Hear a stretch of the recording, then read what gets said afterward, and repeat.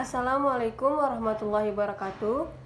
Saya Cut Fitriani dengan NPM 1905170036, kelas 6A akuntansi pagi. Jadi di sini saya akan membahas pengaruh aset tak berwujud pada perusahaan. Pengaruh aset tak berwujud pada perusahaan, yang pertama akan saya bahas latar belakang.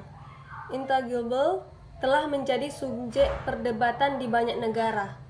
Permasalahan utama yang muncul mengenai pengakuan dari aktiva tidak berwujud sebagai harta atau disebut dengan aset.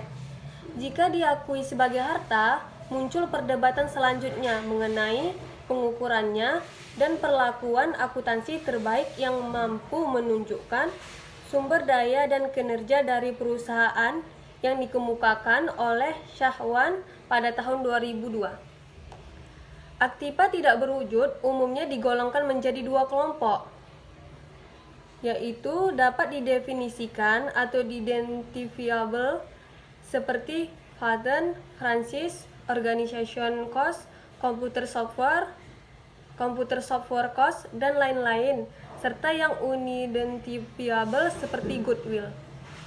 Pernyataan standar akuntansi keuangan yang disebut dengan PSAK nomor 19 tentang aktiva tidak berwujud menyatakan bahwa pernyataan ini harus ditetapkan oleh semua perusahaan dalam akuntansi aktiva tidak berwujud, kecuali aktiva tidak berwujud yang diatur oleh PSAK lainnya. Aktiva keuangan seperti saham, obligasi, dan derivatifnya, hak penambangan dan pengeluaran yang dilakukan dalam rangka eksplorasi, pengembangan dan pengembangan mineral, minyak, gas alam, sebagaimana diatur dalam PSAK nomor 29, yaitu akuntansi minyak dan gas bumi dan sumber daya lainnya yang tidak dapat diperbarui, dan aktiva tidak berwujud yang terjadi dari kontrak dengan pemegang polis. Yang B. Pembahasan teoritis. Goodwill dan aktiva tidak berwujud lainnya. Aktiva tidak berwujud adalah aktiva yang tidak memiliki substansi fisik, tetapi muncul sebagai akibat. Dalam International Financial Reporting Standard atau disingkat dengan IFRS, 3 disebutkan sebagai contoh non-monetary aset tanpa substansi fisik yang harus dapat diidentifikasi. Misalnya, muncul dari kontrak atau hak retail lainnya dan dapat dipisahkan atau disebut dengan severable. Sementara menurut PSAK nomor 19, aktiva tidak berwujud adalah aktiva non-moneter yang dapat diidentifikasi dan tidak mempunyai wujud fisik serta dimiliki untuk digunakan dalam menghasilkan atau menyerahkan barang atau jasa, disewakan kepada pihak lainnya, atau untuk tujuan kreatif. Suatu aktiva tidak berwujud pada awalnya harus diakui sebesar biaya perolehan.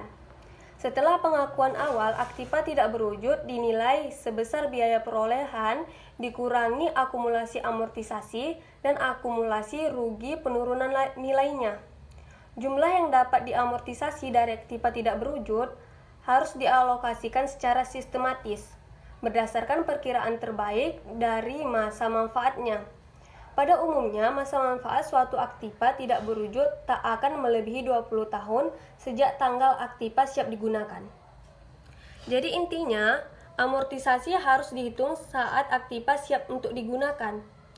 Statement of Financial Accounting Standard atau disingkat dengan SFAS nomor 142 yang dikeluarkan Financial Accounting Standard Board atau disingkat dengan FASB mengenai goodwill dan another intangible asset tidak mewajibkan perusahaan mengakui sisi untuk mengamortisasi goodwill. Tersebut merupakan revisi atas kebijakan FASB sebelumnya yang mewajibkan perusahaan mengakui sisi mengamortisasi goodwill dengan periode maksimal 40 tahun. Selanjutnya, C. Pemecahan masalah. Nilai aktiva tidak berwujud selain goodwill yang dilaporkan dalam laporan keuangan berpengaruh positif terhadap nilai perusahaan. Dari hasil pengolahan diperoleh hasil nilai probabilitasnya 0,000 yang lebih kecil dari E sebesar 5%. Sehingga kesimpulannya aktiva tidak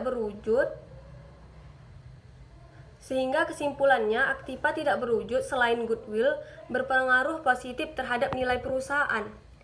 Dengan demikian, hipotesis yang diajukan terbukti.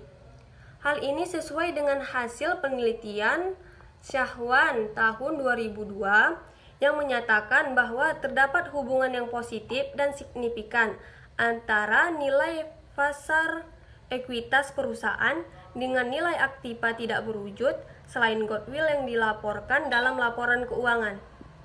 Hal ini menunjukkan bahwa pasar menganggapnya sebagai economist resource. Karena yang dilaporkan sebagai aktiva tidak berwujud selain goodwill umumnya adalah intelektual kapital dan human capital yang dimiliki perusahaan seperti misalnya biaya riset dan pengembangan. Cardoza et al. Tahun 2006 menyatakan bahwa di masa mendatang saat kondisi ekonomi berubah dari industri yang berbasis pekerja menjadi jasa yang berbasis karyawan yang cerdas, modal intelektual atau intelektual kapital menjadi aset yang sangat diperhatikan yang bisa memaksimalkan nilai perusahaan. Ini kita akan membahas implikasi praktik, populasi dan sampel.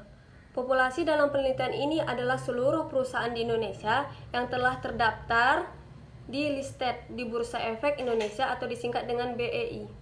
Hal ini sesuai dengan batasan atau lingkup penelitian yang hanya membatasi perusahaan yang ada di Indonesia, karena sesuai dengan tujuan penelitiannya.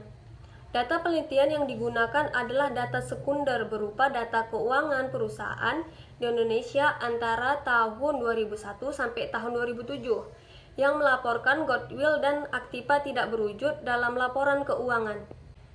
Baiklah, adapun kesimpulan pembahasan kita pada hari ini, goodwill tidak berpengaruh terhadap nilai perusahaan sementara aset tidak berwujud lainnya, dan biaya amortisasi memiliki pengaruh terhadap nilai perusahaan.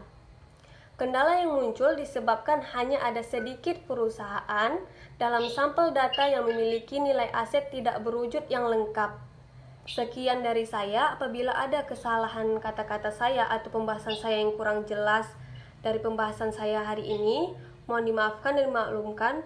Wassalamualaikum warahmatullahi wabarakatuh.